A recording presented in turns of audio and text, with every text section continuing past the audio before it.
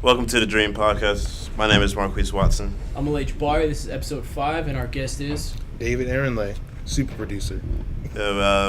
This week we got a music producer in the DMV area to come on with us.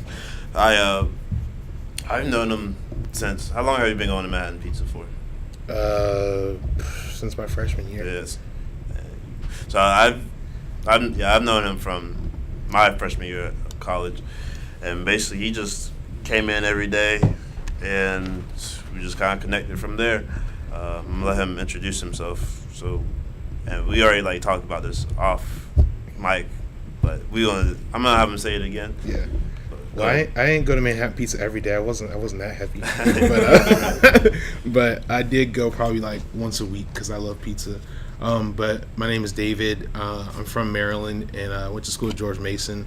And I recently just graduated from there, and I'm working full-time at a company in Virginia, but I'm also hustling full-time, doing music production outside of my job, and looking to build on my brand, the Blackburn Sound, and continue to grow my vision and grow artists' visions for their music.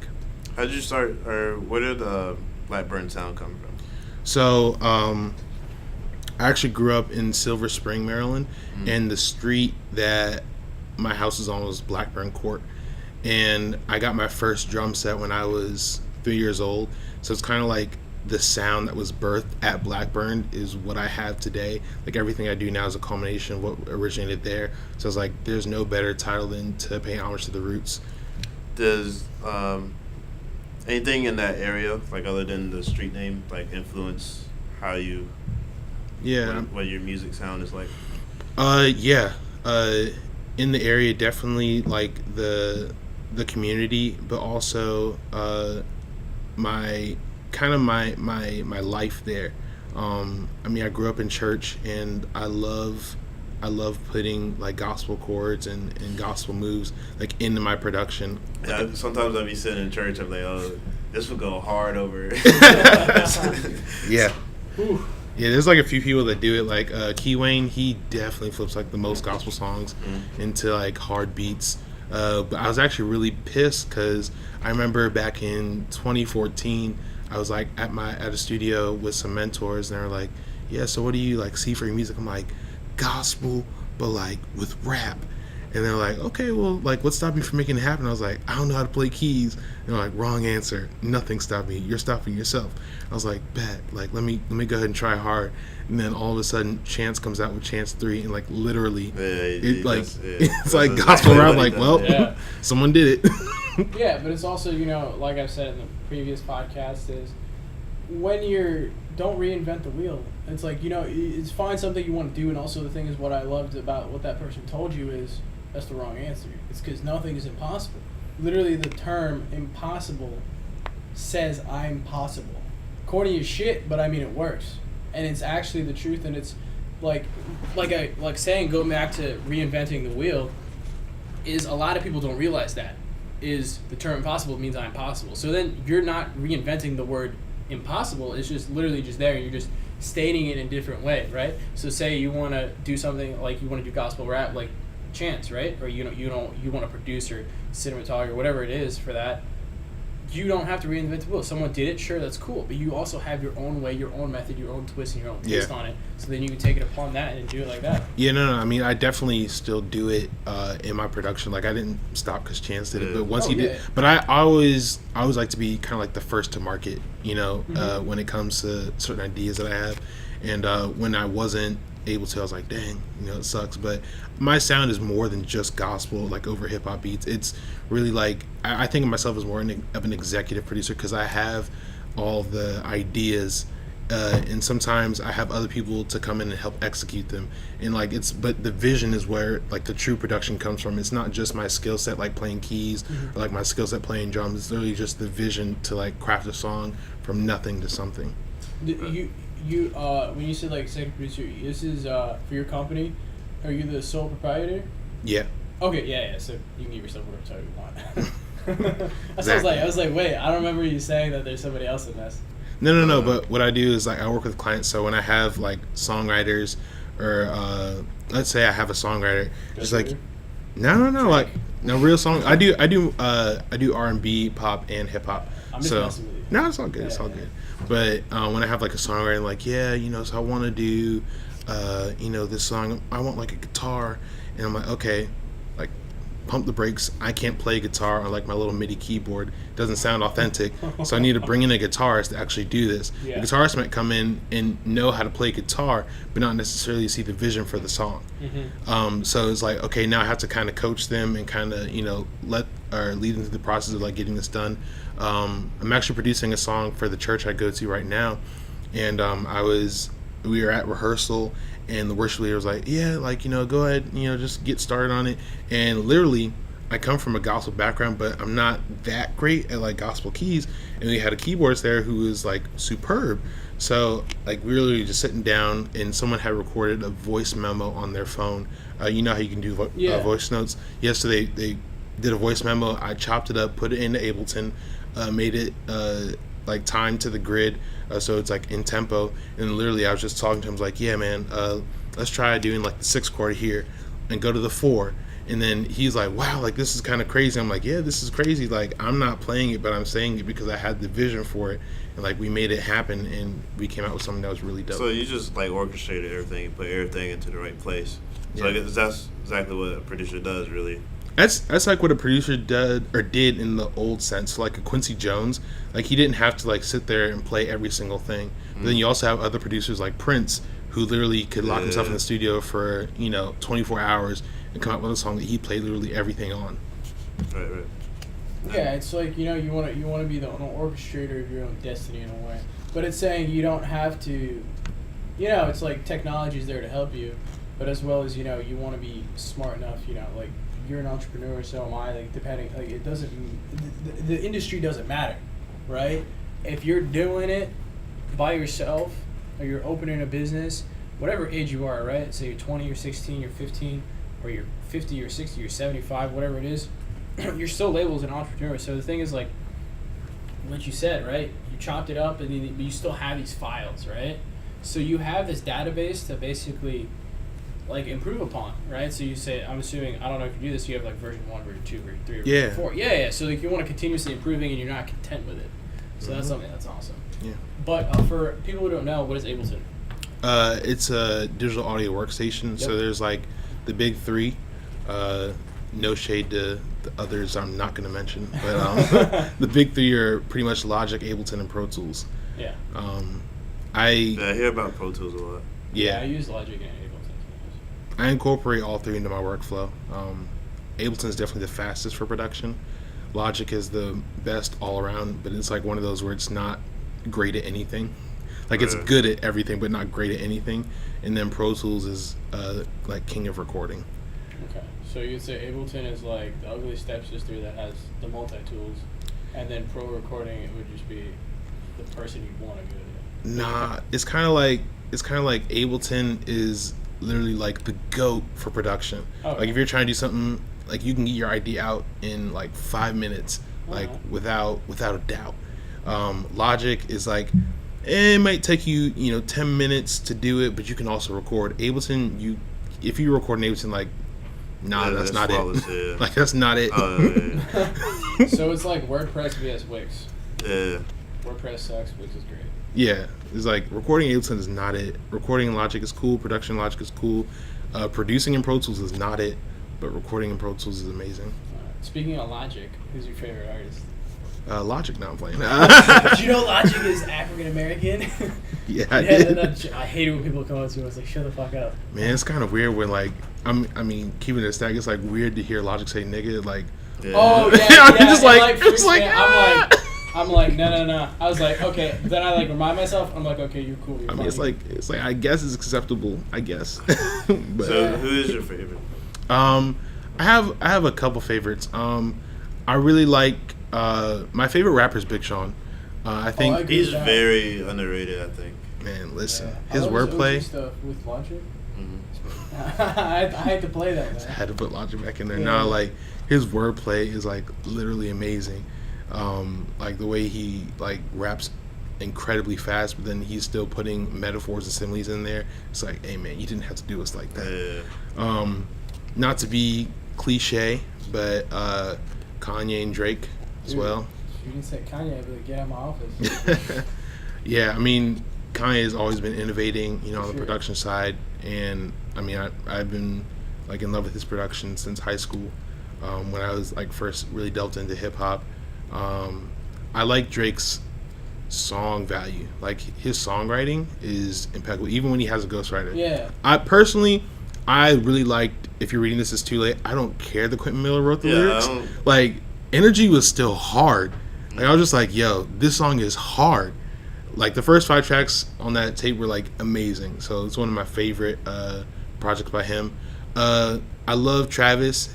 And I love Travis not because of, like, his songs, like, bump or whatever. I love Travis because in a day where hip-hop is becoming less about musicality, Travis still incorporates that in his music and still makes it bump. Like, if you listen, like, a lot of stuff, like, Uzi or Yachty, like, the musicianship isn't really there. It's not that people aren't good at what they do, but it's just like it's not like throwing it all together. Yeah, but it's not like a full production like mumble rap, dude.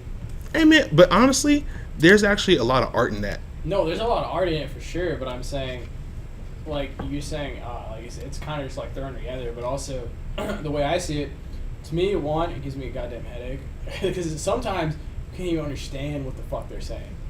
But I mean, it depends. Like, there's some stuff that I like from them, but then there's some stuff that I don't like. Listen, I was in the studio, so I come from coming from church, like everything is about musicality and like throwing in subs and like subbing out certain chords for other chords that work but give it a different feeling, like underneath melodies. But I remember my opinion on mumble rap was kind of similar. It was like, it's cool, like I respect it, but I don't really like it. But I'll never forget, I was in this session with a rapper named Light Show, and he went to the booth, and he hadn't heard the song, before he got in the booth. So he just like got in the booth. It was kind of like you haven't heard the beat. Yeah, he hadn't heard the beat. So he's kind of like just mumbling to himself. No notepad, no iPhone, no anything. And he was like, "Yeah, just play a song."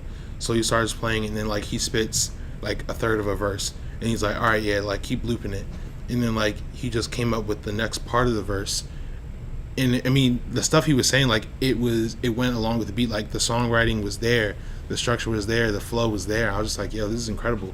Like, I really didn't even think about mumble rap in this light before. And even though, like, I'm not going to, drive down the road, like, listen to mumble rap all day, like, I have a completely different respect for it. Because it takes real artistry to do what they do. For sure. Especially people rapping off beat now. Have you heard that? Well, isn't that just freestyle? No, like there's I forget the name of this guy, but he's like 14, and like he performed at Towson recently. But really? Yeah, but like he raps off beat. Like it sounds like he went to the booth. Oh, okay, I got you. So it's like their first time ever, like hearing the beat, and then they just it's crazy. So like it sounds like he just went in the booth, like spit something, and like didn't even listen to the beat while he was recording. But then like you come out and like it's completely off beat, but people actually memorize like where they are off beat. Like, have you ever tried to sing wrong? Yeah. You have? Well, it's like you have to alter it. No. But have you ever literally like sang a song like "Happy Birthday" like to you, and then like tried to sing it the wrong way? It's super hard. It's really hard. Like I can't even. Yeah, like it's like a talent of its own. Exactly. Like it's just incredible to see what people are doing. Like even though we may not like it, the artistry is there. Like I can't rap off beat. I can't even rap on beat, but I can't rap off beat. I was gonna say put a beat on, let's go. But no, I understand that. It's like it's with everyone's craft. Like let's put Gary Vee in retrospective, right? The guy says, like, why do you say fuck so much, right? Like I say it too, but the thing is, like, I know my limits and I don't say it within a business meeting. I'll say it within like a team meeting or somewhere like personal.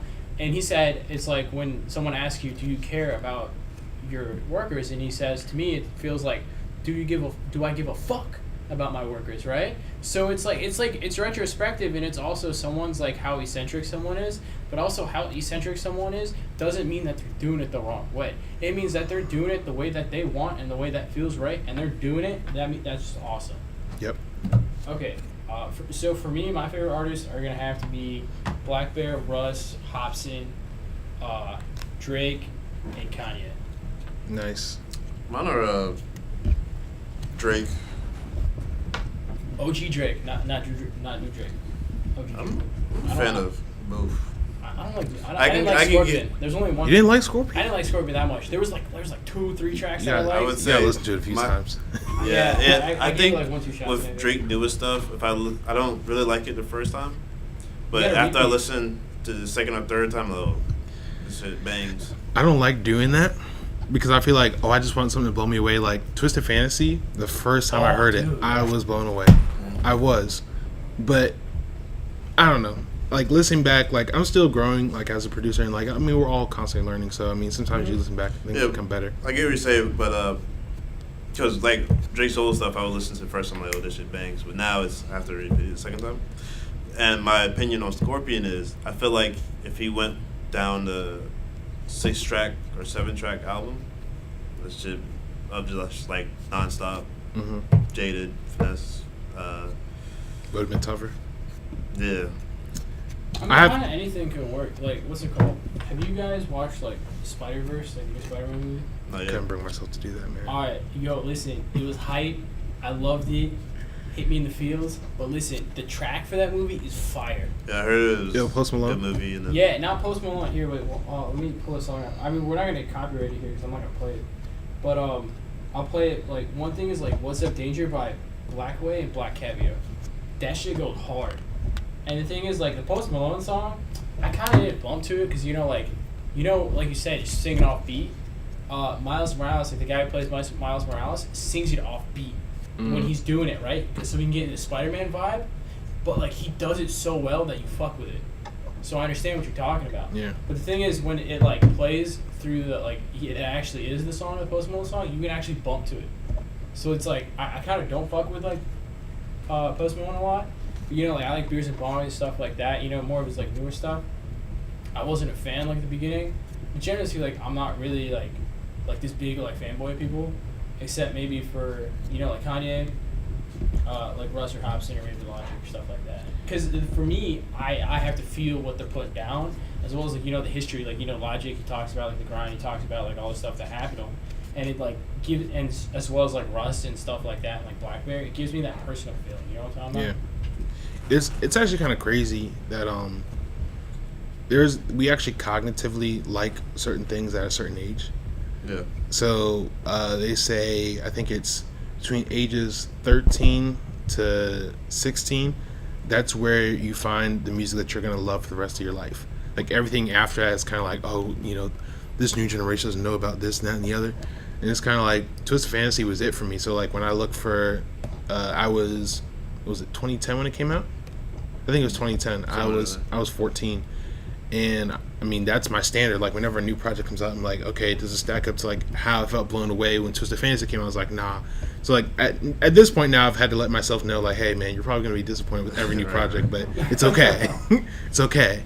But I think that's like super amazing. And also, I don't know how Kanye does it, but like after Yeezus, like when Yeezus first dropped, remember everyone Did you hated like it. Yeezus? Bro, I thought that shit was fire off the beat. Yeah, I like Because Yeezus. for me, I listened, like at that time when Yeezus came out, I listened to a lot of Rock Bailey and the Hustle Standard. Okay. So that's like some like hardcore kind of like Yeah. screamo shit. But the thing is, when that came out, like one, I thought it was funny when he was talking about like fucking the other girl's titties and like busting a nut on her. I just thought that was funny. But also the thing is, I could see like the image behind it, but also with the yelling and stuff, it was that vibe that I was in. But it's also, you have to be able to, like, when someone puts stuff out that like super abstract and like eccentric, you have to be able to understand where it's coming from. Like music, it's not just music in a way. It's like someone's telling a story, and that's the way you have to see it, and you have to feel the feelings behind what that person is and what that person believes, and then you'll be able to truly understand it in a way. My favorite version of that is literally To Pimp a Butterfly. Oh, no, not To Pimp a Good Kid, Mad City. That's literally a movie. And I didn't understand when I first heard it, but I mean I was listening to it like the other day and I was like, oh my god, like he literally told a movie with music. That's incredible. Yeah. But with Kanye's like Yeezus, the thing I really appreciate about him that's like super incredible, Jay-Z said it in an interview with Letterman. He's like, Kanye always sticks his neck out, lets it get broken, so he can look back and say like, okay guys, it's safe. Like in 2013 when Yeezus came out, it was kind of like, what's Kanye on? Like, this doesn't sound like Twisted Fantasy Part 2. Like, you know, what's this? We don't like this new Kanye. We want the old Kanye. Oh, I love when he made a beat about that, bro. Right. He's like, I want the old Kanye. I want this. And he's like, shut the fuck up. Basically, like, I'm me. Yeah. Yeah, but it's like, the thing is, like, when people change in lives, it's, so, you know, like, I've talked about this and I'll like, regurgitate basically what we talked about within, like, other podcasts and stuff. One thing that I love is, like, you always continuously have to be learning and changing, because if you're the same person year in and year out, you may have the same tendencies and stuff, but if you're absolutely the same, like, you're doing the same shit, watching the same shit, eating the same shit, doing the same shit like a fucking robot, you are no way in hell progressing. So the thing is that, you know, like, Kanye is, like, going through all these changes, you know, his depression, you know, I honestly cannot wait till he's on Joe Rogan, because I want to see what happens. When is that supposed to come out? I think, like, in, like, 2, maybe 3 weeks, because, you know, they make a figurine. I didn't know this, but for Joe Rogan, every single time they have a guest on, they make a figurine of the guest. And, you know, they had him with the Yeezy 500s on and, like, the Yeezy fashion. It looked really dope. But the thing is, also, I can't wait for Mike Tyson this Thursday. You guys are sending me the 700s are coming on, right? Bro, listen. Yeah, they're all podcasts. Listen. Right podcast, wrong company. We are sponsored by Viral Dreams. So listen here, I have a deal, right, with all my salespeople or whoever works for my company. We have sales goals. I'm not going to tell you what our sales goal is right now because, you know, that's a sales goal that I have personally and no one's going to know about that. But if you want to be a sales rep for Viral Dreams, we are hiring. It is going to be a 3-month trial contract. You have to land about 2 to 3 leads per month as a trial. You know, let's say if you land 3 to 4 big clients within those 3 months, you know, we'll talk about it, renegotiate terms, and we'll move on. This is a commission-based position, 15% above industry standard. You know, our descriptions are below. Either, you know, message me at ALAA_JEBB at Instagram or Marquese. What's your Instagram? I always fuck it up. Marwat, MARWAT __. All right. That's it. Boom, shakalaka. But then also, you know, if you just, you know, want to bypass all that, send us your resume at info@viraldream.co. Not .com. Yeah, that was our sponsor message of the day. Yeah, and then also, you know, back to the Yeezy thing. I love wearing Yeezys. I'm not wearing them right now because it's super snowy and shitty outside because I don't want to fuck them up. Even though, you know, another sponsor plug, Crep Protect, use it for all your shoes. It's amazing. Clean your shoes. It's like literally just ceramic coating for your shoes. Yeah. I spray all my shoes down with that crap. So if you work for me, once we hit our sales goal, everyone is getting Yeezy 350 triple creams. Oh, it's lit. Whatever size you are, lit. You know, like, I got everyone's size, so no worries. Everyone getting triple creams, and then we're gonna take a photo. It's lit. You gotta support the team. Yeah, dude. I mean, if you aren't, like, the thing is, for me as like the CEO of this company or like whatever company, like companies I own, or if I'm a managing partner, if I sit on the board, I don't expect people to work as hard as I am. I don't expect people to work themselves to the ground. But if you show me, and if we all work as a team, and then we hit it and we kill it, everyone's getting rewarded. Because the thing is, the company isn't just me. I'm not the only one making money. We're all making money, and we're all in this together. Because, like we said before, we're not chasing our dreams. We're catching it. That doesn't just mean for me, right? I don't want you guys to work for me and basically be chasing my dream. I want you guys to be working for me and chasing your dream at the same fucking time. If you have a business idea and you work for me, let's fucking do it, right? Like, the thing is, I want to make this a super mega corporation. I already have people who are under me who are going to create subsidiaries who are basically going to be, you know, like Amazon for me, right? Like, I'm going to make the Amazon of marketing. That's what Viral Dreams is going to be. And you heard it here first. So what this is basically whoever is, like, basically within the founding team, if they've expressed to me they want to open up a company, I'm going to take about 10 to 25% managing ownership, and whatever, you know, the company makes at the beginning, I'm not going to take that 10 to 25% profit. It's just going to be reinvested back into the company. And if that person wants to take their money and do that, that's fine, because I know I'm going to be making it through Viral Dreams, so I don't need to take that money. So I'm just reinvesting, creating equity within this company and letting it grow either through equipment or whatever it is, or within this person's craft or software or whatever it is, you know, making sure that this company is funded and throughout the future. But then the only reason I'm taking such, maybe people are like, oh, you're not investing, but you're just like putting your money back into it, whatever you're earning essentially, like why you're doing that. It's because why I'm doing that is I'm taking more those percentages is for a managerial position or a partner position, so I can just have know-how or say-so within that company, and then we can move on through there, because I feel, one, it's either, sometimes maybe it comes to an argument or comes to a vote or something, depending on that, because always things change within reality or things like that. No one is consistently, like level-headed, emotions get in the way or things like that, or people, who are inexperienced, and I like to say that I'm more experienced than generally than most people within like the team or things like that. But that's the only reason, if you're like listening to this and you're part of the team or anything like that, if you understand.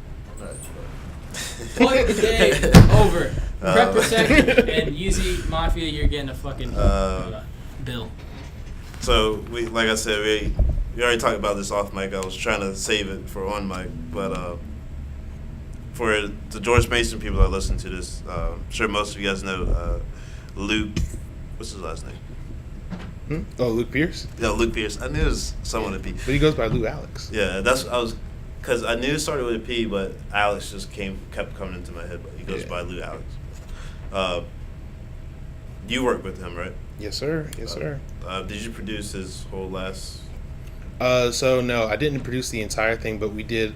We worked for maybe like 6 months straight on songs for the project, and the thing about Luke is he's actually a producer himself. So for me, my pitch to him was, bro, like you're the most killing performer on campus. I have skills like on the engineering side and on the production side. So you came to him, or you yeah? Came to, okay. No, I mean, well, I talked to him about it, but I mean, I just kind of threw it out there. But he was like, "Nah, bro, like right, definitely." Yeah. Like it wasn't just like, oh, like you remember when Timbaland like pitched to Kanye, he's like, "Bro, let me just handle your beats." Right. It's kind of like one of those type of situations, but the thing about Luke is he also does production. So we were working for 6 months, and when it all came down to it, Luke had like his vision, like he wanted to be more hands on with production. So I was like, hey man, like no love lost, and he went ahead and he did his production thing on a lot of stuff, then brought it back, and then I did co-production on a few songs. But my favorite song that we did together is actually the title track, White Noise. I did like 95% of the production on that one, and I think like we hit it out the park. It's like I think it's like a true Blackburn sound feeling song.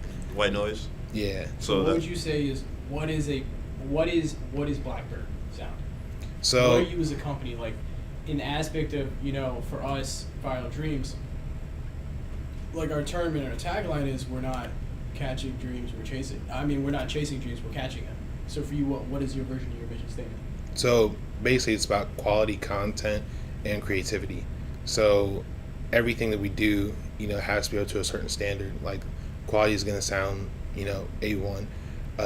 Content, we want to make sure that the actual stuff that makes up the song, the songwriting, the production is, very solid. But we also want to make sure that we recognize creativity with different artists and different like ambient feeling genres or ambient sounds, be able to come in and do something that's really incredible with the tools that we have at our disposal. And what I've actually done for a lot of artists, I've connected people with videographers, connected people with album artwork designers, help people manage their marketing as far as their social media presence and promoting their music. It's really like an in-house type thing. But with the bigger clients, mostly that's just doing tracks and submitting services to them. But for people who are starting in kind of that ground level, definitely take them through the process of this is how you put out a song, from inception, like a production, to songwriting, and I do song tweaking. I'm not a writer, but I can definitely tell you when something's like not the most lit it could be. And then take it through. Okay, now we need to find album artwork. We need to do post-production, et cetera, and this is where you go to distribute it. This is how you get it on Tidal, Apple, Spotify, all that good stuff. And this is how. And then after that, it's like, okay, this is how you see your earnings. This is how you go about trying to recoup. This is why you need to This is why you need to look at really marketing your stuff, because streaming actually doesn't pay out a lot at all. streaming is saving the music industry, but it pays out pennies on the penny. Exactly. Yeah, I think it's like 0.001 or 00. It's like something. 0.006. Yeah, that's for iTunes or Spotify. Spotify. Okay, yeah, because I was looking at iTunes and like what Spotify and like what Taylor Swift made on that like huge song. It was only like $200,000. Mm-hmm. Say like if it was just straight album sales, she would have made a lot more. Yeah, but I mean, no one listens to whole albums anymore. That's the whole 7-track thing. People are putting out like more EPs. It's a combination of factors, but really it comes down to you're paying $9 or $10 a month for an entire library versus $15 per album. So how do you feel about artists doing like 20-track albums? Because I know like Drake. Yeah, like Drake and honestly, if your album is listenable, I don't mind. I'm one of those people who likes listening to albums all the way through. Like when I get in the car, I don't put on a playlist. I just suck at making playlists. And I like the unpredictability of hearing like a mix of songs, but I don't like the radio because the quality is not like sonically the quality sucks because of signals and transmitters. But I like listening to albums all the way through. So like Twisted Fantasy, I love listening to that all the way through. Good Kid, Mad City, love it all the way through. But for Scorpion, Drake kind of drags him on a little bit. Like even on Take Care, like that was dragged out. Like I stopped listening probably after the song where Stevie Wonder was on there, and that was like way down there in the track list. Like it just all started to sound the same. But I'm not a big fan. I mean, if your songs are great and you have 20 of them and like I want to listen to all of them, I love it. I'm not a big fan of the 7-track albums. I feel like if you're gonna do a body of work and you're gonna put in all this time and all this effort, like give me like a solid 12 to 15. I was a huge. Or you said 10. Well, I'm a huge fan of Ye, right? Yeah, is it? Yeah. Yeah. That doesn't sound right, but yeah. Yay! But because even though it's a 7-track, I feel like all the songs are like really good, but it was still long enough to where whatever I'm doing, it fills up that time gap. It's not like it's 7 1.5 minute songs, just like 7 3-minute songs. I think it's just a shift in paradigm, and I think it's a lot of different factors, like just how we're all moving different. Like if you think about how we structure our days, like we're super busy. Like we always have stuff to do, whether you're on campus, like going between classes, doing homework, or like walking to class, versus like someone in my position where I'm on the road, like going to work, and as soon as I get to work, like I have to shift gears. Like it's just, do you have time for a 15-track album anymore? I don't know. Yo, like Daytona, I was just looking up because I know Ye and Daytona came out at the same time for Pusha T. Those two were both 7 tracks, but I listened to Daytona more. I mean, because I like the harder beat a little bit and more of just the aggressive vibe. And generalistically, when I'm listening to music, I'm either at the gym or I'm doing work. But recently, for me, if I'm doing work or if I'm outside or I'm driving or something, I'm gonna listen to a podcast or I'm listening to like a motivational video, which goes back to the thing is like where I spend like an hour, 2 hours a day learning. It's usually you have all this time in a commute. Why are you gonna fry yourself? Why are you gonna fry your brain with mumble rap when you could be learning and doing something productive on the way? Yeah, it's not frying your brain. It's just giving it some it. energy. You feel me? It's some mumble energy. So, speaking of mumble rappers, what's your advice to these up-and-coming SoundCloud rappers? Get off SoundCloud. SoundCloud. It's like Lil Best, Lil My, Lil Tryin'. They all got these little names. So, what did they do? The reason I would say get off SoundCloud is I feel like when you're on a streaming service, people take you more seriously. Do you get paid by SoundCloud, by the way? For ads, right? If you put out your SoundCloud as like something that's already on a streaming platform, you can monetize it that way. But you can't. You don't just put your songs out on SoundCloud and get paid. Okay, so you can kind of do it as like a side income in a way. Not really. It's kind of like the streaming thing. So like, let's say you have 50,000 plays. That's like $50. Oh, fuck that. Yeah, and like 50. I mean, that's not bad odds though. It's kind of like bad. A cent. So kind of like the median expectation. You shouldn't rely on it. Yeah. I'm saying that's why I said side. No, but I'm saying like Spotify, iTunes. Even as a side, like let's say Luke, for example. Luke is probably like an anomaly, in terms of like, performers at Mason. I think his best song, I mean, I don't have his metrics because I didn't distribute it, but I think maybe his best song, let's say on a good day, like if he did pretty well, he'd probably get like 10,000 plays. Oh, yeah. 10,000 plays translates to not, like a year's salary. But I mean, that's 10,000 listens. Like, you can't listen to a song 10,000 times by yourself. You have to have a fan base. Like, he has a sizable fan base. Like, all his stuff gets retweeted a lot. A lot of people pay attention to his Instagram and everything. Mm-hmm. But I don't even think he can make just side income from just doing, streaming at the rate that things are being paid out currently. Mm-hmm. Yeah. Because everyone's like, they're just trying to bump up their services, do a little bit lower rates, try and pump out content at a cheaper rate and things like that. Well, actually, Spotify and Tidal and all them, they don't really pump out that much. I mean, they have a little bit. I mean, iTunes. What I've seen. They have like a little bit of content, but I mean, from a business aspect. Yeah, but I mean, most of their stuff is just like distribution. Yeah. Like, if you understand where the need for streaming, do you understand where the need for streaming came from?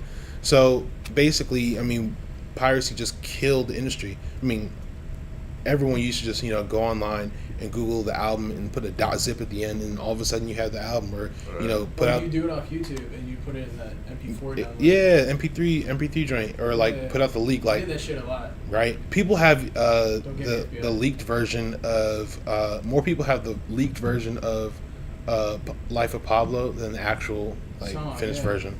I heard about that. Yeah, it's crazy. Yeah, but also, what was it? That J. Cole album when it leaked, the day before it was supposed to come out, or it was. I thought it was really funny when he was he was on stage because it pissed him off, and he said, "Hey, who got the album before this date?" And he was like, hey, "Arrest everyone who just basically put their fucking hand up." Yeah. Yeah, but also the thing is just pay that $9 or $10 or whatever it is. Don't be a cheap fuck. I mean, honestly, it's no, not for the album. No. I know for the service, but there's two sides of this coin. I'm not trying to be long-winded about it, but totally. Like, as a kid, like, I used to get some of those zip files. I didn't have any money to pay for that music as a 13-year-old. My parents didn't give me an allowance. I didn't have, they wouldn't let me work outside of school, so I mean, I had no money. Like, anytime I asked them for money, they're like, "What do you need this money for?" So for me, I was like, yeah, I'm just gonna, I'm gonna try and find a way to appreciate this artist who I genuinely care about. Which also takes me into the artists on SoundCloud, like you were talking about. I want them to get off of SoundCloud for the sake of, being taken more seriously. But there's actually a subculture, surrounding SoundCloud and Spinrilla, where it's those are the cutting ground. Like, that's where you make a name for yourself, and then you can move on from there. Like, that's where your fan base is.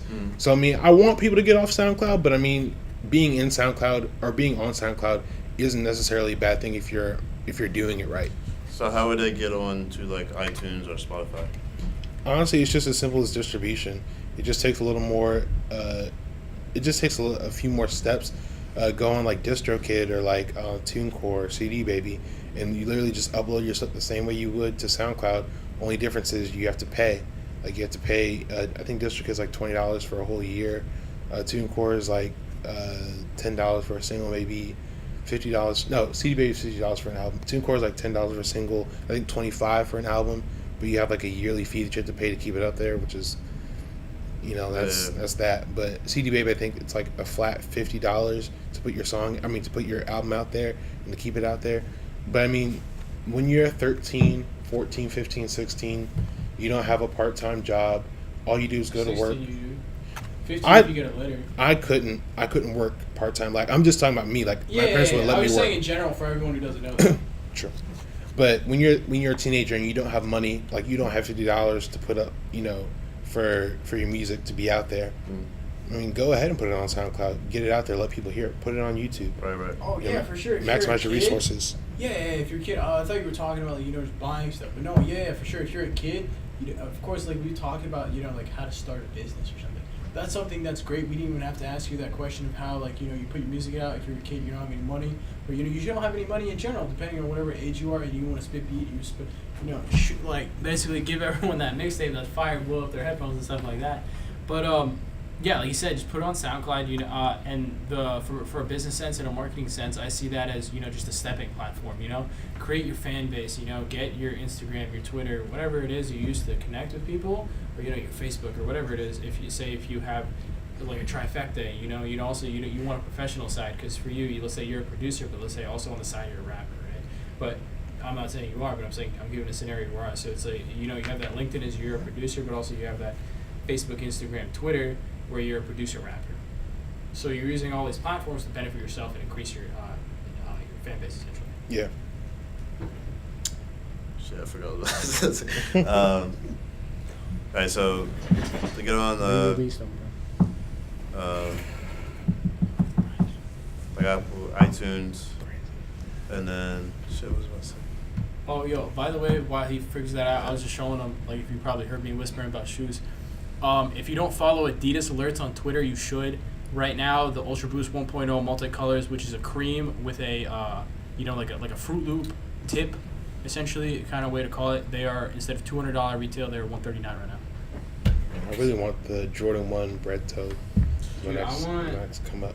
So I want those like off-white, like Air Force Ones. You know what I'm talking about? Yeah. Yeah, those are clean. It's like $1,300. Actually, it's got the work in progress joints. Oh yeah, that's what So, do you ever have people hand you mixtapes? Nah. I think the last time that happened, I was like on Rodeo, or no, not Rodeo Drive. Where you have the Walk of the Stars, like the Walk of Fame or whatever it is in Hollywood. Whenever I was on that, like people were trying to hand. So near Sunset. Yeah, Sunset.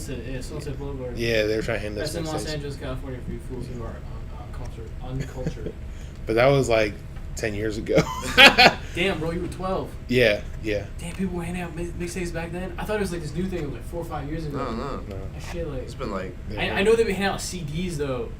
Like, like crazy people. That's a mixtape. Yeah. But it's like, for me, I remember, I think it was like really young when like cassettes were a thing. Like, oh, you're old as shit. I mean, like, I'm 22. It's like cassettes were a thing when I was a kid. I'm a freaking 90s kid. Yeah. I remember when cassettes were a thing, and I saw this one dude, I think it was in New York. He was like handing out cassette tapes. I was like, damn, what are you doing? But then also, a lot of people, get your craft out there. And like, we talked about networking in the past episode. You literally just have to walk up to people, even though, let's say you walk up in the middle of the street. Sunset Boulevard is a very, very, like, highly trafficked place. I've been to Sunset Boulevard. I've been near, like where the stars are. Essentially, it is absolute fucking hell. Like trying to drive in that area, as well as especially trying to get parking. We like, like we saw Hobo Spider-Man. That was great. Last year, yeah. We went like on like a trip during spring break, and we were trying to get out of there because we like wanted to go there for breakfast. Terrible fucking idea. It was like 10 a.m. and like friends sticking it out their head out the window, yelling. It's like, Hobo Spider-Man, what's up? Flip. How many people need to stop messing around? I was about to chop their head off with the window. I was like, get back in the car. But so say like you live in LA or DC or New York, near a major city, or maybe you're an hour, half an hour away. Make the trip. It's not gonna hurt. Do it on a Saturday or Sunday when traffic's a little bit higher, people don't work. Give people something to think about. Do you recommend giving out mixtapes? Such has like such a stigma around it. I mean, I think it's died down a little bit though. It's kind of difficult because like my personal perspective, like I came from a very low risk lifestyle, like very very strategic lifestyle, and creativity and strategy aren't necessarily the most married things. A lot of creativity dwells on opportunity, and I mean honestly it's kind of like opening my third eye, like through. I remember when I was at House Studios, like they're talking about doing like just crazy pitches, like just like street team and stuff like that, and it works. I mean things have been done through there, but for me, like that's not something that I personally like to do. I like to take a more strategic approach, which is like marketing my stuff through Instagram. I mean, I'm actually kind of like shocked. I mean, a lot of people who I've grown up with, like, they see, like, oh man, like, you're doing amazing stuff on Instagram. And to me, I'm just doing like what I do. Yeah. You know, like, I'm not trying to stunt for anybody or, you know, trying to make myself appear to be living some, you know, posh life. And I don't think I do live a posh life on Instagram. But like, until you make it, bitch. like, I'm not. There's no like flexing or anything like that. But I mean, listen. I don't like a tone flexing. I'm guilty of it. But listen, sometimes you gotta shit on the haters. Yeah, but like, I literally just put up my life. You gotta do it for yourself. I literally just put up my life. Yeah, but your life, dude. I just followed you on Instagram because I just met this guy. He has a dope setup. Listen, you flex a little bit. But like, that's not. That that's is you. a dope setup. No. I mean, like, yeah, but I mean, like, you're humble about it. There's respect to it. See, look, if I post a picture of me driving a Rolls Royce, that's just me driving a fucking Rolls Royce. But the thing is, am I flexing a little bit at the heart? But I'm saying I'm more doing it of like, listen, I'm gonna put out this content and what I'm doing because I think it's dope. I'm not doing it as a fuck you. Yeah. Or if I'd have a dickhead caption and be like, stupid peasant, you're looking at me driving a Rolex. Yeah. I drive a fucking Rolex. I drive a Rolls Royce, right? Also, by the way, Rolls Royce. I love you. But the thing is, right? Say I post a picture of me doing something crazy, you know, jumping on a plane, doing all this stuff, or whatever it is, or you know, I'm wearing a nice watch, or I'm wearing nice clothes, or I'm wearing nice shoes. It's not the aspect of, you know, I made a post about it, like, this year I'm gonna drive faster cars, I'm gonna wear nicer clothes, I'm gonna wear nicer stuff.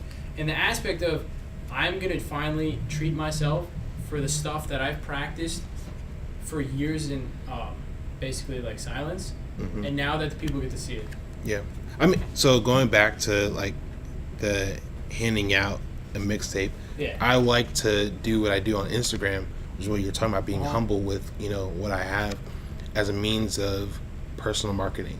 So when people, your own brand, you're generating it through that way. Exactly. So when people like go on my Instagram, like, oh snap, like he does music, like that's crazy. I mean, I get people who sometimes like, yeah man, like, you know, I want to do something. I'm like, what's your budget? And they name a number that's like not even like close to what I would normally do. And it's like, well, okay, well at least like I have my name out there, so like there's some value to this transaction, right. You know. And I think that for me is more valuable than passing out like a beat tape or something like that. So, what do you recommend for someone to do if they don't have enough money to work with you? How do you go from there? Honestly, like, you want to work with the people who are around you. I mean, I remember I got my start with this artist who I went to high school with when I had nothing. I mean, I had like a little HP with Cubase, which is one of the DAWs that isn't the top 3. Did you say he was a mentor in a way?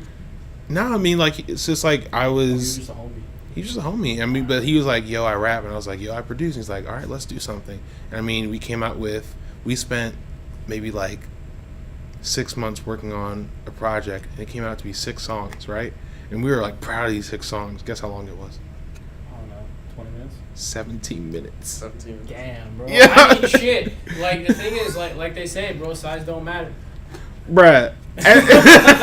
At that time, literally, like, you had, like, most projects were like 60 minutes, right? Yeah. I remember putting this thing on, like, we were driving on our way, like, to church for New Year's, and I was like, man, I'm about to, like, you know, bump this joint in the car, like, we just finished it, like, it's done. And, like, halfway to church, like, the joint was over. I was just like, what? Like, was it fire though? 17 minutes? I mean, for what we were doing back then, like, yeah, it was pretty solid. Like, yeah, I mean, there's always like a learning curve, but like that's what you do. Like, I didn't have money, or he didn't have money to go to like some producer and like have the producer, you know, give him like, you know, things beyond his imagination. Yeah. But he, you know, he had a friend in me, and we kind of sat there and like grinded it out together. And now, like, through doing that, and then through working with more and more artists, getting more work under my belt, going through studio internships, going through mentorships, like, I'm at a place now where I'm working with clients and getting paid, you know, industry rates. Right. And it's because, you know, I just started with who was around me. Like, it's okay to start locally. You don't have to like look for your first placement to be Travis Scott. Like, it's not going to happen. Right. But if you look for your, you know, I mean, shit, it could be. It could be, if you work hard enough. For sure, yeah. But if you work, but like if you're starting out, Yeah, it's unrealistic. Like we always say, is you got to do small to get to big. Exactly. And the thing is, like, your network is your net worth. Like for you started off with your own network, and the thing is, like, you can start off with friends. Like we've stated this on how to, like, the second podcast we did ever is like, Marquese asked me, like, basically how do you build a business in a way. It's like, you use your friends, because if your friend. Oh, also by the way, I don't think I stated this, but if your friend starts a fucking business, don't ask for free shit. Buy his shit. Like, support him, dude. Like, don't just be like... You know how many people ask me... Yeah, like, I will never ask for free stuff. I will buy your stuff. Shit if I have the money, and, like, listen, like, if I see you repping it, I'm going to see if the quality is good, or, like, I like it and the fit. Like, I can probably, like, you can probably eyeball it.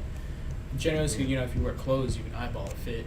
Yeah. But you generally speaking, your size. You ask them if their size is a little bit different depending on their manufacturer or whatever. Just buy their stuff. It's not that hard, guys. I actually have a friend, two friends that have their own clothing company called Reborn Kings, and I heard of them.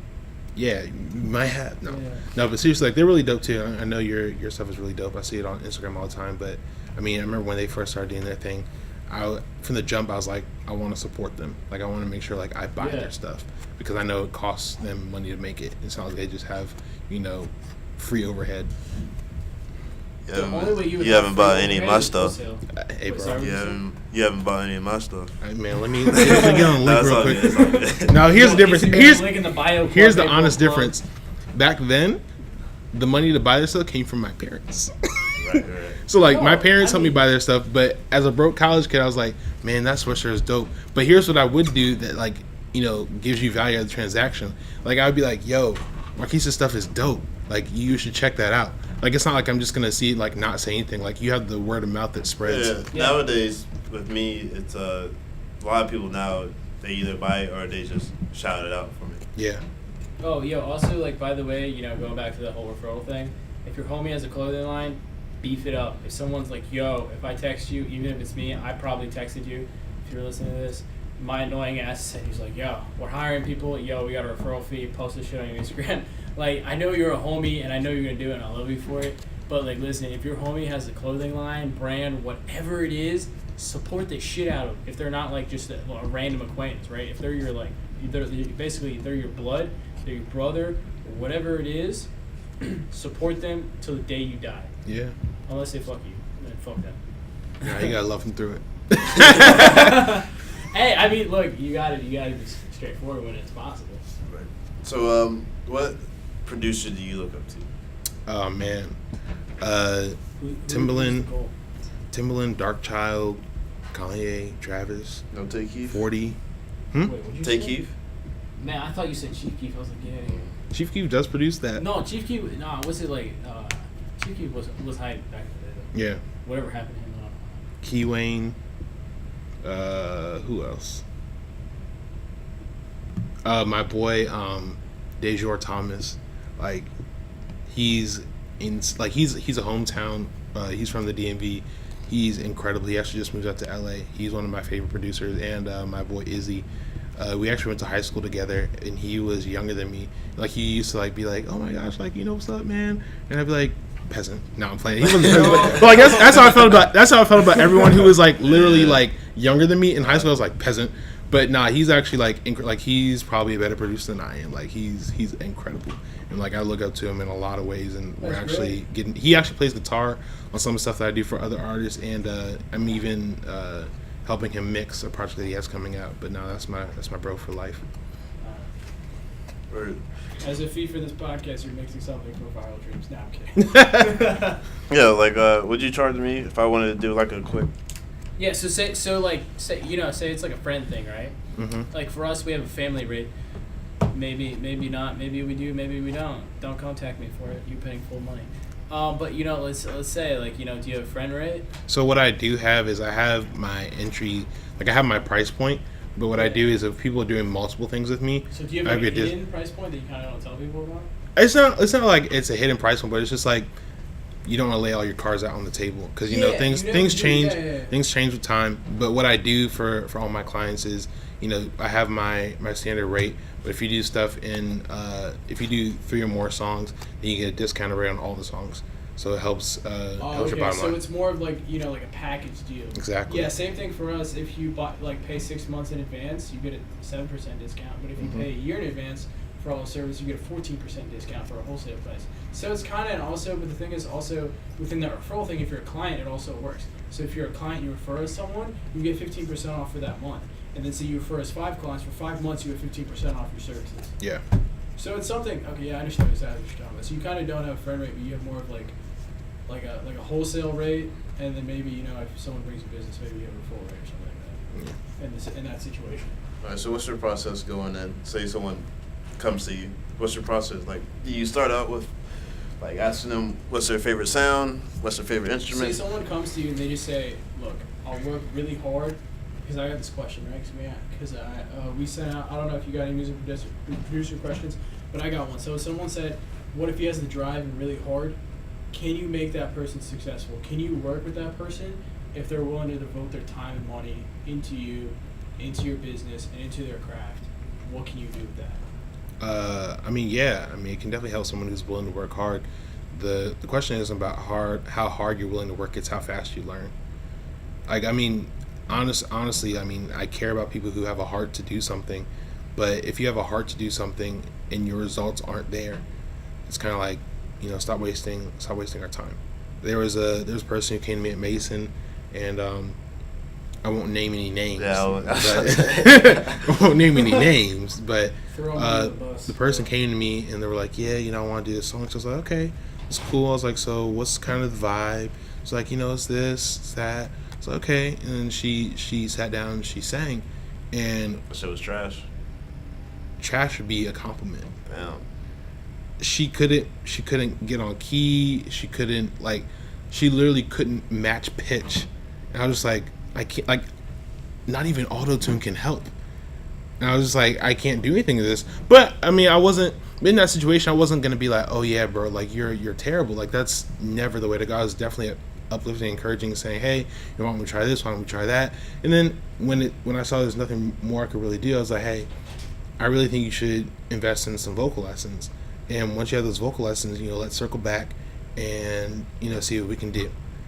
So it was like a year that went by, and she was trying to cut corners. That's the one thing I hate the most. People always trying to cut corners. I understand we're working on a budget, but if you just invest a little more in your quality, or find a way to ensure the quality without cutting corners and cutting it out, do that. Finesse. I'm all for the finesse, but finesse for absolute best quality. Don't finesse never for cut corners for whatever it is. Nothing, either fitness, health, business. Yeah. Especially business, you never want to cut corners. Because what's going to happen? It's going to catch up to you. Exactly. So for her, she went away for a year. She cut corners with the vocal coaching, came back, and she sounded like a little better. Right. She could match pitch, but it still wasn't enough to really do a great song.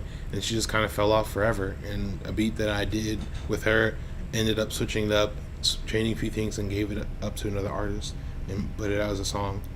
Has she heard that song? Probably. I sent her the exact track too. I was like, hey, what you think? She didn't like it, so I already had to revise it for her anyway. But I was like, this is a smash, so I give it to someone else. Yeah. That's good, but also, so let's say if someone comes up to you with an outrageous claim or outrageous desires, how do you handle that? So say if I come to you and I say I want to be a millionaire, what do? I want to be a millionaire via artists. I want to make millions. I want to be drip all the time. I actually had a situation where, not that exact situation, but something very similar, where basically they needed a plan.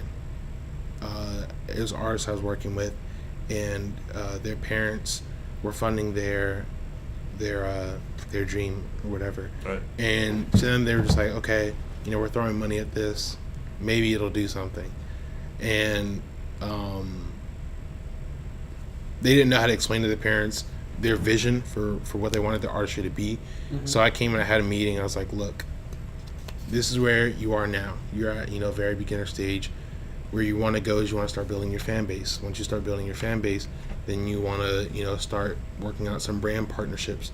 Become an influencer. Once you become an influencer, get on with maybe you know. So this is the breakdown for the millions, not just starting out. This is long-term breakdown. Right. You know, once you get there, you know, you can branch into like, you know, serious recording and putting out, you know, serious content.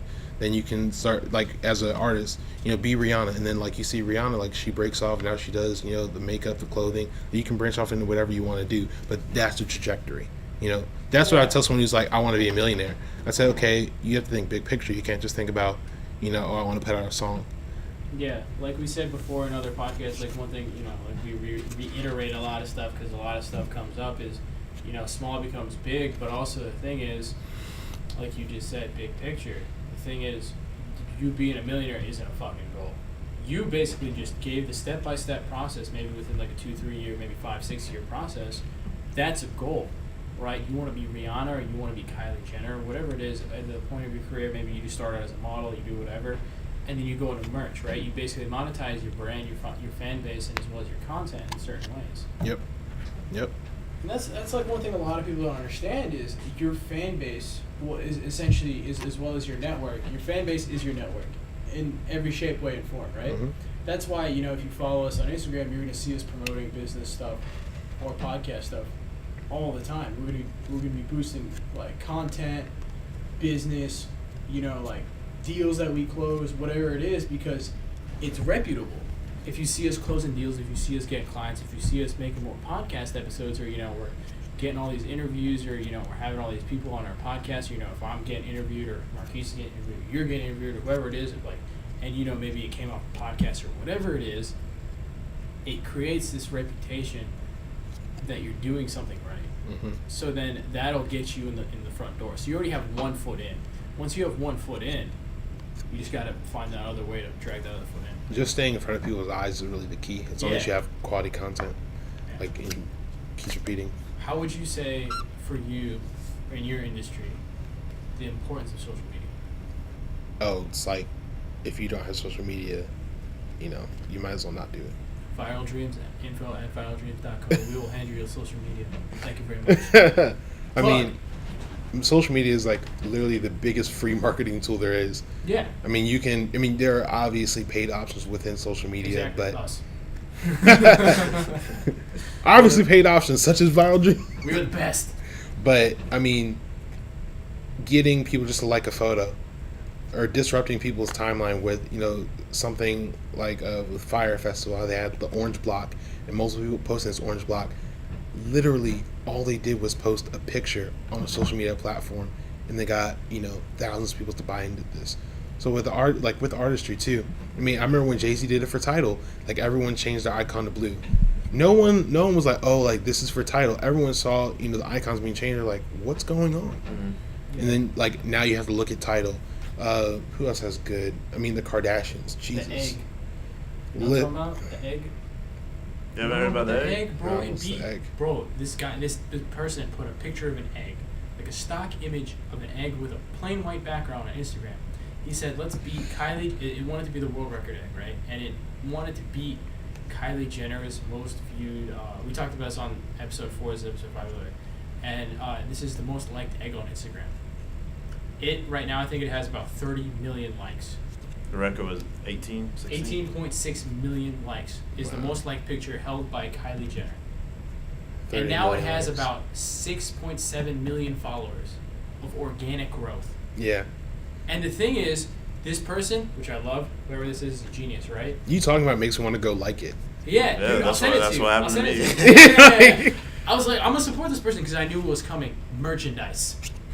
Because the thing is, if you have 6.7 million, right, and we talked about this maybe like, I don't know, whatever it is, so let's say you have a 10% engagement rate at maybe, let's say, at 1.9 million when they posted or like 2.3 or whatever million, and you say maybe you get like half those people to buy a product at 19.6, which is literally just the fucking shirt says, I like the egg, right? Stupid shit, right? Stupid shit sells. So you just made 300 grand. Yeah. Like that. I'll say another thing about the importance of social media. So I found this this show on Facebook Watch, actually. And it was Up to Speed by this company called Donut. And I don't know, like the dude that like does the show is like very charismatic. Basically, they talk about the history of cars and like prominent cars and their horsepower, how they came to be, what's the story behind them, or whatever. And after I saw it on Facebook, I was like, I want to see like more of the content. So I switched over to YouTube.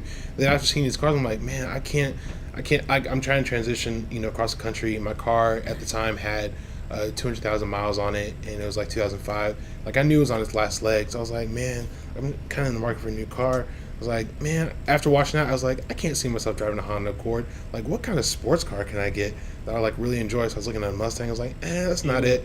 No. Yeah, I was like, you know what Mustangs are? Listen, you drive a Mustang. You know what you drive? You drive a people lawnmower. That's what it is. And it's a shitty car.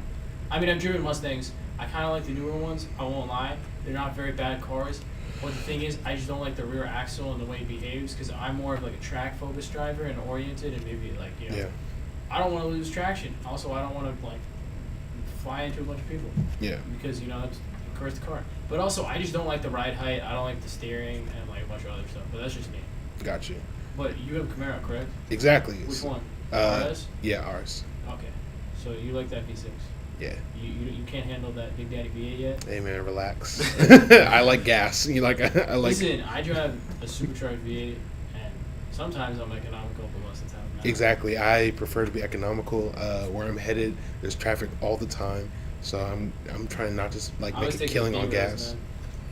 But anyhow, so I got the Camaro because I watched this thing, on YouTube and Facebook. Was it like influencer marketing on it? They weren't marketing specifically for... No, but I'm saying in the terms of influencer marketing, right, they showcased it, got your interest, and you purchased it. They were kind of just doing their own content. Yeah. That's what this is? Yeah, they're doing their own... So it wasn't like branded or like, they borrowed the cars or something? No. They have a few different shows like within their channel, but for this one they were just going through like the history of stuff. But I mean, all that goes to say is like literally I saw something on the internet, like kind of liked it, and then it led me to buying like a car. And it's not like like I went out and bought a shirt. Like I bought something I'm going to be paying for, for the next X amount of years. Yeah. Like that's the power of social media. Right. I literally made a purchase based on something I saw. Did you test drive it first? Yeah, of course, bro. Yeah, I'm just making sure. I don't know if you're just like, no, I didn't see the Camaro and be like, that's the one. That wasn't it. I wanted a Camaro really bad, like when I was a kid. Should have done it. No. Listen, I had a Camaro, right? I had an SS. Now I have an F-Type all-wheel drive. The thing is, like, I had my fun with the SS. Maybe I'll go back to a ZL1 or something, or like Camaro maybe like in the future. Yeah. But like I know I want to go F-Type, Lamborghini, and something else, right? Like for me, it's just like okay, I've had this car, it's great, but I know there's something better out there. And then for me, I'm gonna drive the shit out of the car, and I'm gonna love it. And I'm probably gonna have 2-3 cars, like a GT3 RS, maybe, or like a McLaren 600 LT. Like I have a guy in, I'm not gonna say where because I don't want someone else to possibly get my allocation, but they're getting allocations for the McLaren 600 LT. If you know what that car is. I'm not like a supercar guy. Like I just came into the game. I just came into the game. Listen, I will school you with the game. But listen, like 600 LT is like super focused track car. Like some people are like, oh, it's like sold out. I can't get like allocations for it. But I found a guy. So maybe like I'll go like get my car. And the thing is like like that's like a super special car, but also it's like a track focused car. And for me, even though it's a track focused car, I'm still gonna be able to drive it. Yeah. Because to me, that's what I enjoy. Even though I'm on the road, I know I'm not going to race it. Maybe I'll go a little fast. Man, that Camaro feels like the Batmobile to me. I love it for every driver. Right? I love it. Wait, what'd you get, like a 17, 18? It's actually 2016, but it only has it has like 30,000 miles on it. Okay, yeah, but like I've driven like the 16, 18 like year range. Yeah, 6th gen. Yeah, the 6th gen Camaro. The heads-up display, the infotainment system is actually really clean for the car and the money. So if you guys are looking for, like a sub $40,000-$50,000 car, that goes under 4 second, and you get an SS. Maybe you want like a 4 second, 5 second car, get the RS, which is basically just has the styling and interior functions of a SS. Yep. I know cars. What about you, Marquese? What kind of car you want? What kind of car I want? As the head graphics designer at File Dreams, plug. Right. So little side note plug, if you need any graphical design work, hit me up. But what kind of cars? Prices start at $300. Right. Don't forget about that. What cars do I want? Yeah, what do you see yourself in? Maybe like, like I explained my goals for the company. We all get to eat. Everyone's getting that bread. Basic terms. What do you see yourself? Maybe like, my goal for you is maybe making $200,000, $300,000 a year when we move to LA next year. What do you see? I'm gonna go for this year. Yeah. What's your next move?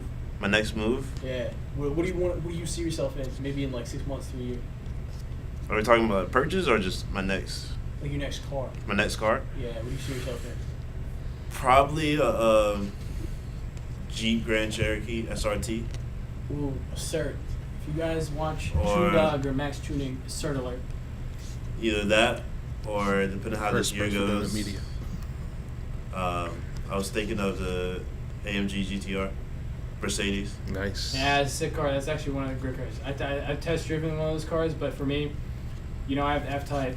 I've dealt with super long hood, kind of over it. Want a rear engine. I want to be able to fly. So, I mean, my car fucking flies. Don't tell me. It's 3.2 to 60. That thing is fast as shit. But I want a little bit more track feel, a little bit more grip, and also like, for me, one cool thing is I didn't realize this, dude. Your cabin doesn't get as cold if it. I was like, because the engine's literally right fucking behind your head. But I like got in a Lamborghini. It was like February. It's cold as shit, like 28 degrees outside.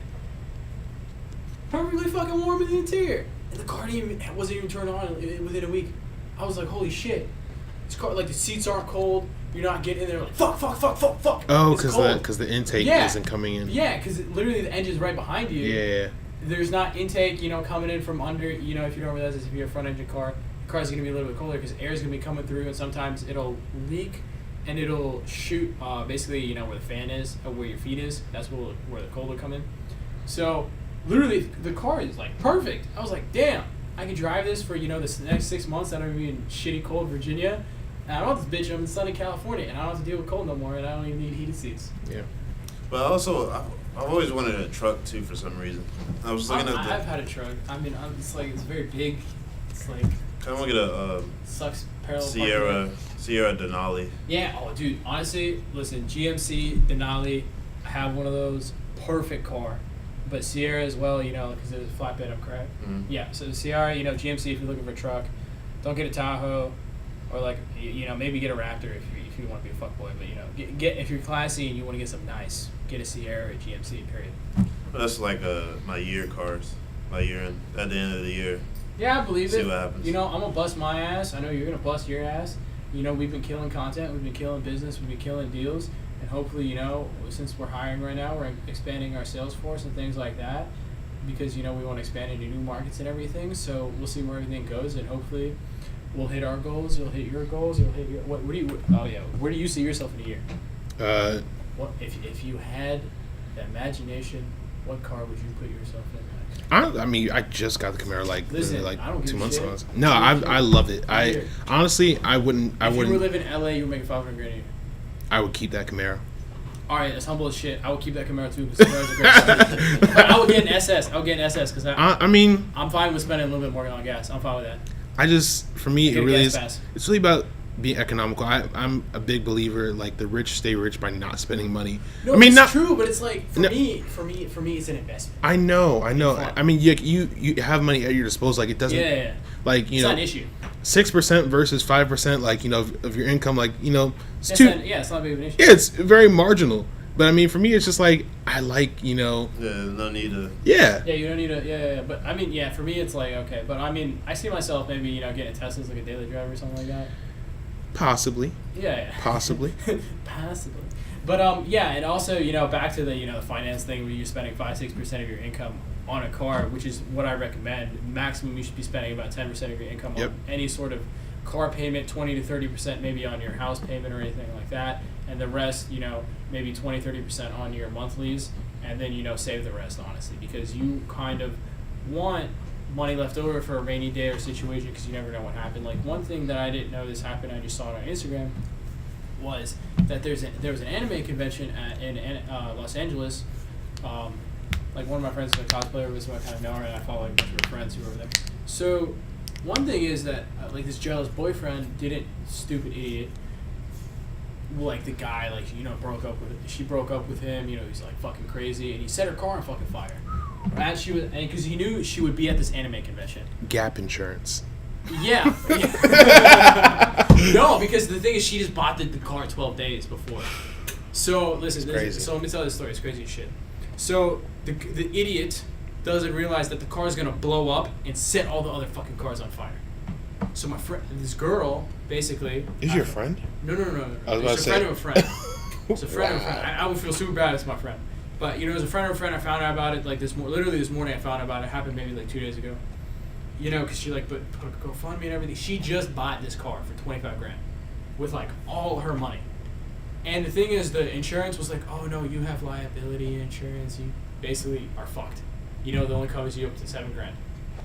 And then, you know, she fought with the insurance, and then you were like, oh, no, you're right, you had full coverage. Because you paid for full coverage. Yeah. But the thing is, listen, people try and fuck you, but also don't put all your money in a car. Because shitty situations like that might happen, and let's say, because essentially when you buy a car, you're like 7 to 12 days on liability, right? So don't drive that car like a psychopath. Don't be, you know, flexing. Wait till you have that full insurance. Keep it in the garage, because someone might set your shit off on you. Yeah. People are crazy. But also, gap insurance. Yeah, gap insurance is great. Yeah. Geico. We're billing you too. All right, guys. It's been a pleasure. We're going to cut it here, because I'm pretty sure we possibly talked about everything that we possibly could have. I'm tired. Yeah. It's 9:40 p.m. The things that we do for you guys. Good night.